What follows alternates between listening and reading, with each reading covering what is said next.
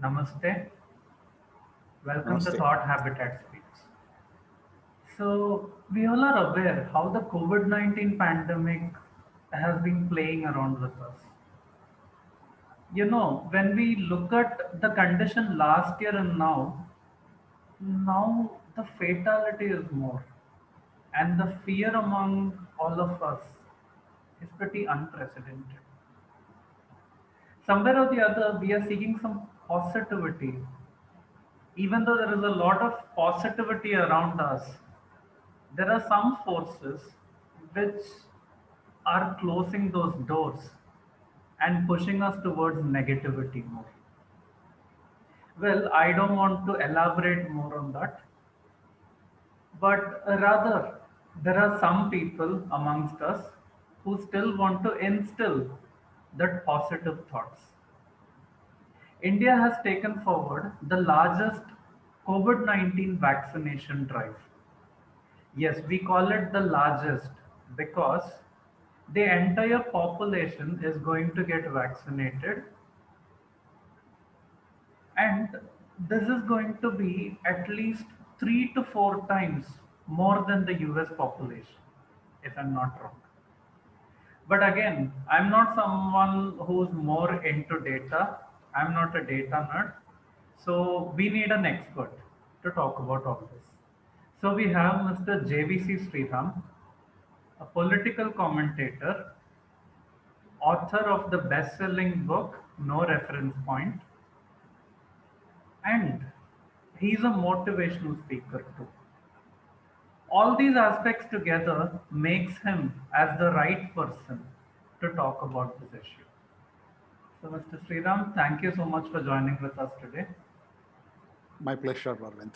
You know, without the positive news that people like you are putting across in the public domain, we all would be doomed, I'm sure. Thank you. Yeah. So, Mr. Sriram, I have a few questions for you. So, Sure. as I said, the world's largest vaccination drive is happening in India, but it has come to a temporary halt. What is the reason behind this halt as of now? Okay.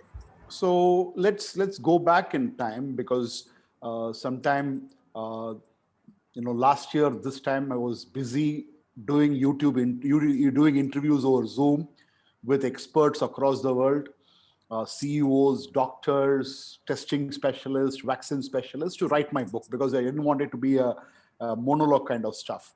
So, in fact, I still remember, sometime in May 15th or something of that kind, I didn't know much about vaccine. I was not very much keen about knowing about vaccine. That's when I know I had started conversing with people. In fact, by this time last year, the government has already put up a robust infrastructure in place and system in place to look for vaccines. And as you rightly said, India is on and embarking on the largest vaccination drive in the world because let's look at India is the vaccination capital. We have one of the largest, if not the largest, manufacturing facility in Pune, courtesy Serum Institute of India. We also have a very passionate organization located in my city where I live, Hyderabad, Bharat Biotech. And with alacrity which is beyond imagination, these people have come out with vaccines, right? So when in the month of January the vaccines were launched, it was initially for the frontline workers and the healthcare, specialists and whoever is involved in the healthcare till the month of March 1st.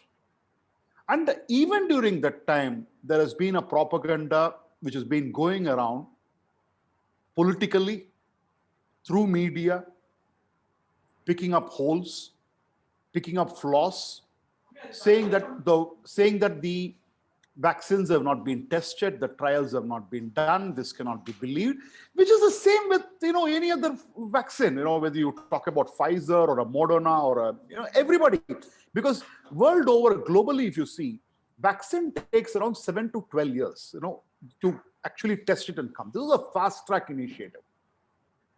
So vaccine hesitancy was the first hurdle which India had. And then in the month of March, I think certain people came forward. Even I took forward, I went and took my vaccine. My parents who are 80 plus took vaccines. My entire family, my sister-in-law is a doctor. She took the vaccine in the first round itself. We also came to know that adverse effect of this vaccine is very less. And then it was all going smooth. But somewhere the political narrative started to play out, saying that why is it that the central government have to, or the union government, whatever way you want to call, what's it that they have to buy and they have to decide? India is a federal structure. So we state governments will have the right to buy at a price which we want to buy, and we want to give it free of cost or whatever it is. All those kind of narratives were played out. And like how it was played out in September of last year to take control about the COVID situation regarding the lockdown and various other things. Although health is a state subject. But do the state governments have the kind of research and development facility with something like an ICMR, which is the control of center has got? It's a very debatable topic. So unfortunately, due to the press, due to the media, and due to what was probably felt by the union government or the central government that these are sane voices coming up, as a result of which, in the right spirit, the states were given the rights, which meant that above 45, the central government will procure the vaccines and give it to the states, and it will be free of cost. And between 18 and 44, the states can negotiate with various vaccine manufacturers, which are two at this point in time as far as India is concerned, and they can buy and they can vaccinate between the age group of 18 and 44. And then they also allowed the private hospitals to make purchases and vaccinate at a cost or a price which is determined between the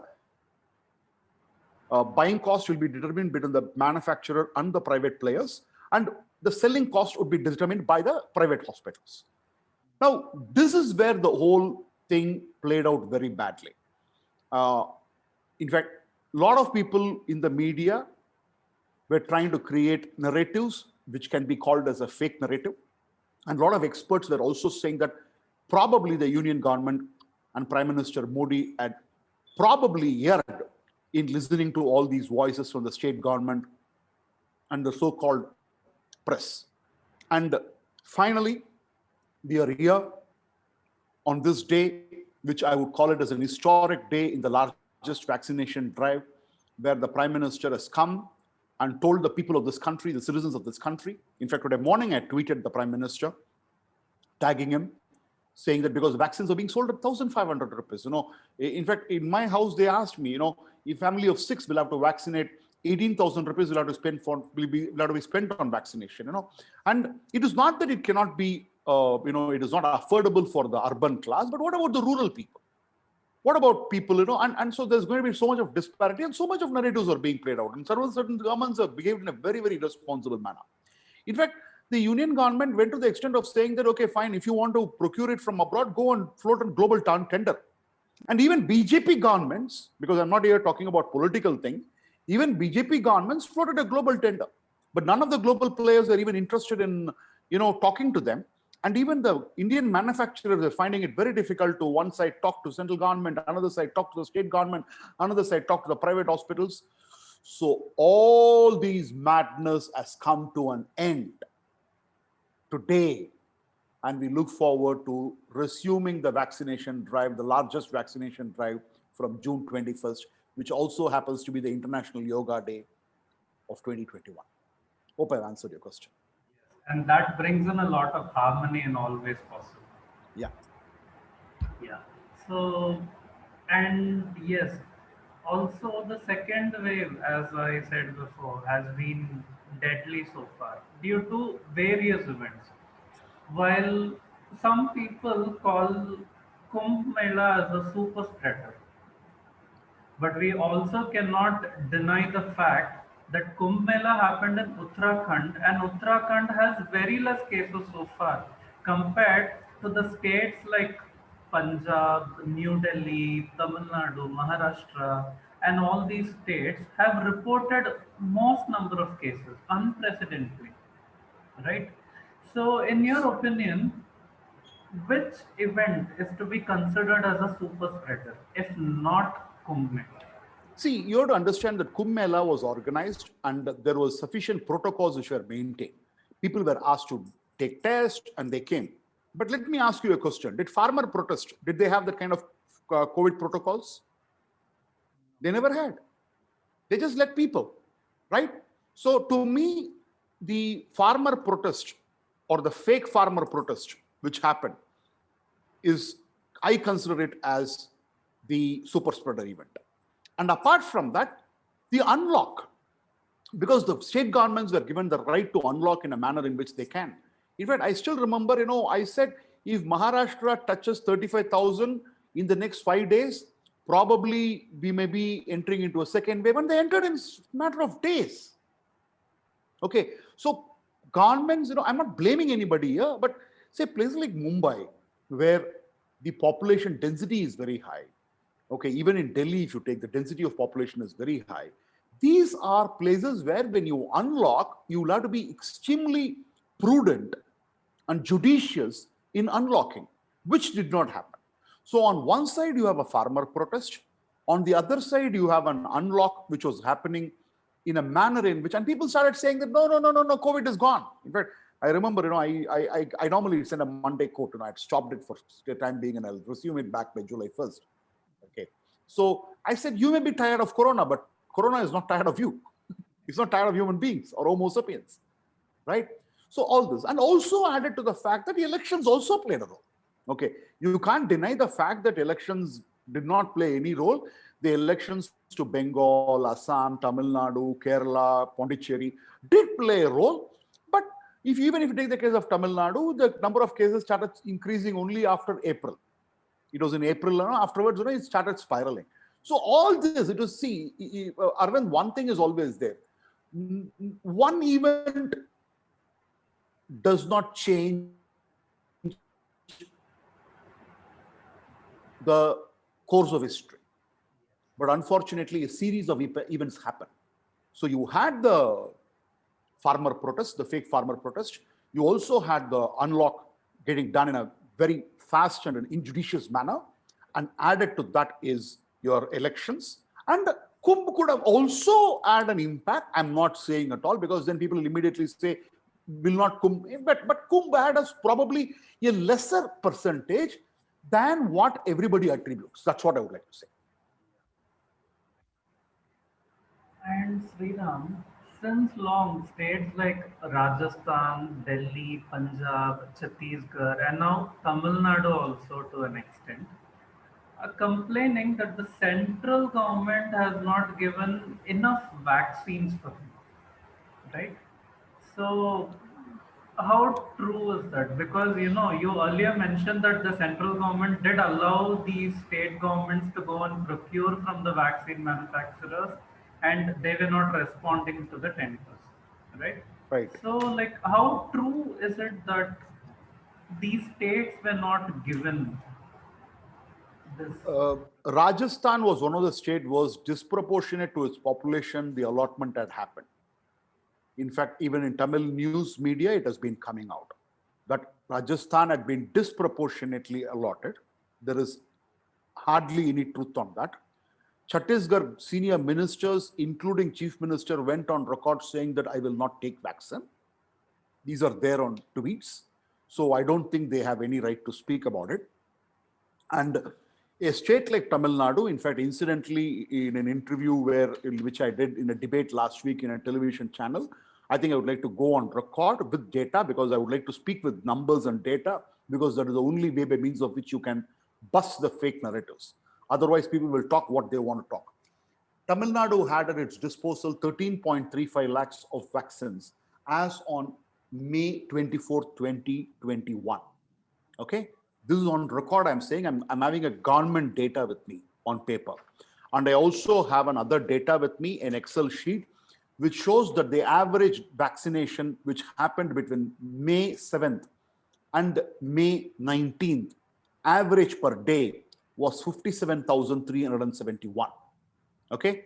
In fact, this question I raised it to a DMK supporter or DMK party member in a debate, in a television debate. And on the contrary, when you take from 7th of May to the 2nd of June, the average goes up to 1,11,231. The answer which I received from the DMK person, because you had quoted Tamil Nadu also, and I have those numbers, I'm speaking on that, is that between May 7th and May 19th, a new government had taken office and they had their own priorities. They had to focus on arranging oxygen beds. They had to focus on arranging injections. People were dying, so they had to take care. As a result of which, they did not focus on vaccination process. This was on record, told on a national or a regional channel of a national reputed media. And then my second rejoinder question to them was, if that was the case, then why did you blame the central government saying that we have shortage of vaccines when you're sitting on a pile of vaccine, and why do you have to do it? Same is the case with Telangana state also.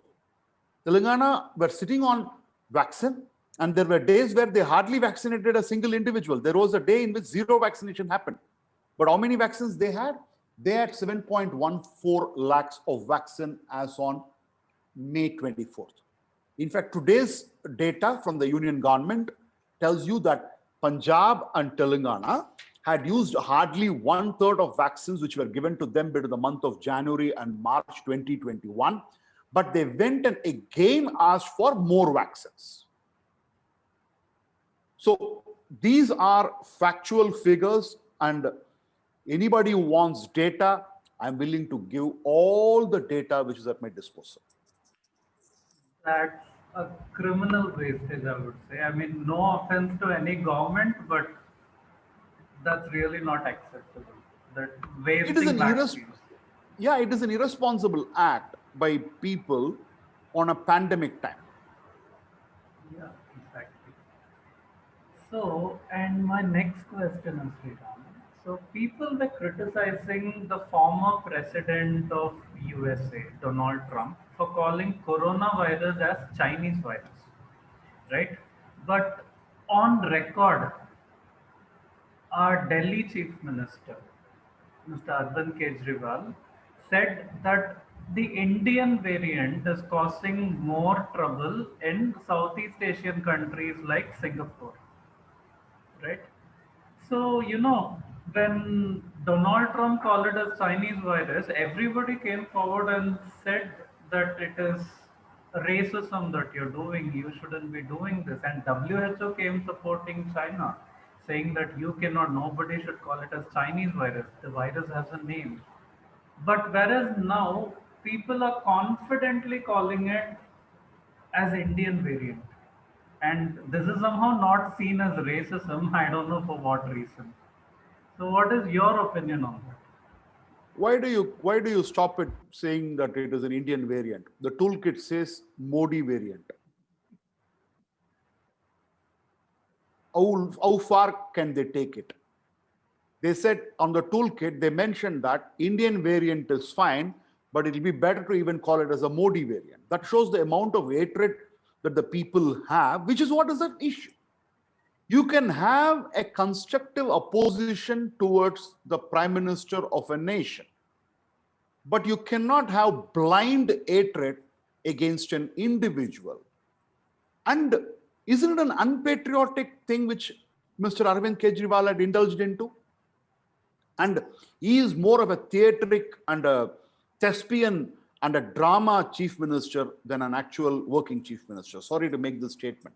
Okay, my intent was not to make a political thing, but since you asked me, and you know what is the kind of rebuttal which the Singapore government gave when he made those kind of comments. You must have seen it in the media. Okay, so which is very evident. It's very evident. And in my book, I call it as a Chinese virus because it emanated from China. You call it the Spanish flu, right? Exactly. Yeah. So my next question is, now you did mention about the states rolling out global tenders and they are reporting poor response. And now again, these states are going back to the central government and saying that you please help us, you please give us free vaccines. So, like, is there a shift in the narrative that they're setting? See, I think, see, I wouldn't say that we've overcome 100% vaccine hesitancy. But what we are seeing now is people are saying, when the campaign is going on a positive side, saying that the adverse effect is 0.0009%, and people who have taken vaccine or even double dose of vaccine who have taken over 75 plus are able to, don't even have to go to the hospital. Even if they go to the hospital, they don't even need to have ICU. So these news is spread. Now, from a vaccine, Indian vaccine is bad, doubtful, to now a situation where when people are craving for vaccine, if they don't have the vaccine to inoculate people, it would be a failure by the state government. So as a result of which, they will have to squarely lay the blame. And that's the reason why I would like to appreciate two chief ministers of this country. I would like to appreciate, go on record, I may have a lot of differences with the chief minister of Andhra Pradesh on several aspects relating to religion and all those stuff. But he has been absolutely straightforward. And again, Mr. Naveen Patnaik of Orissa. Okay, these are people who have understood what needs to be done in pandemic times. And no wonder they're doing well. In fact, if you know, according to Harvard data, out of the 13 districts, if I'm right, in Andhra Pradesh, 12 of them are in top 100 in this country. And only one of them, Vijayanagaram, is at 150. But if you take the case of a state like Telangana, where they keep blaming every now and then, you have 17 out of the 32 districts below 500. Obviously, there are 718 districts in India. So you know the chalk and cheese difference.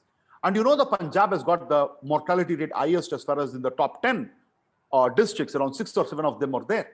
So all these are pointing to who is focusing on the pandemic, who is playing politics over pandemic. And one last question, Sriram. So, given all that, now that the central government, Prime Minister Narendra Modi has announced that the central government is taking over the vaccination drive, and it will be made free for 18 to 44 years. Yeah, and also we have Sputnik coming in, and we have biological E's, Corbevax coming in, and more such vaccines are coming to India now. With all that, when do you see this entire vaccination drive getting reinitiated? So I think vaccination drive will be on. I don't think they're going to put a pause or stop into it. Probably there will be a quick, recalibration of things. The state government must be having it on their hand. I do not know about the accounting formalities which they're going to have. That would probably be taken care of. That would not be a major hassle. And I think the government, the private hospitals must be sitting on the vaccine, and there are people who will be willing to take up that. So I feel that the vaccination process is not going to come to an abrupt halt. And obviously, 21st is not far away. We are on the 7th of June. We have just another couple of weeks, if I'm right. Yes, couple of weeks. 21st also happens to be a Monday. I'm just checking the calendar.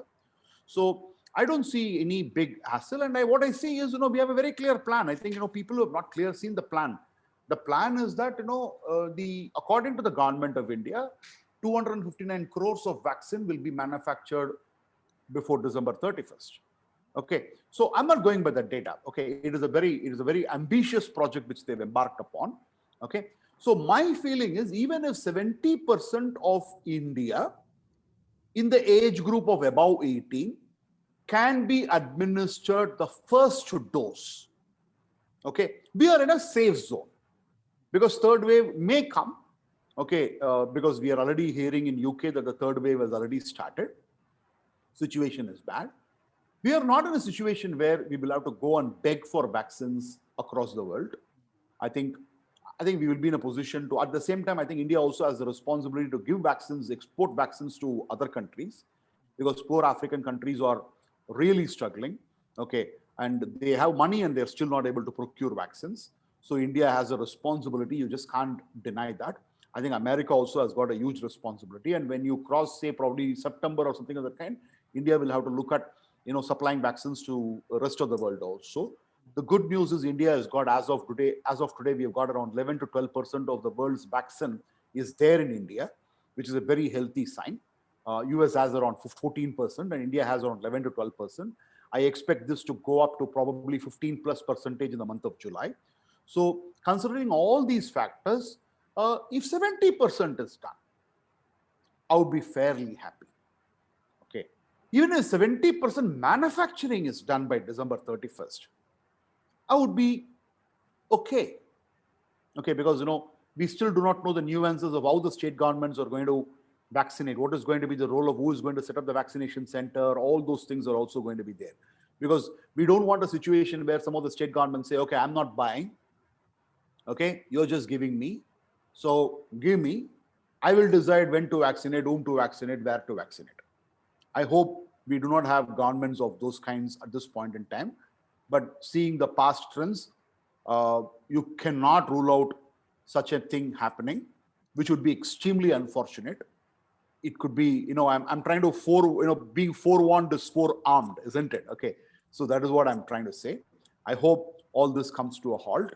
And particularly the state where you're coming from, they're saying that, the Periyar, this is Periyar soil, it is Anna soil, it is Kalaignar soil, we will get our own vaccine.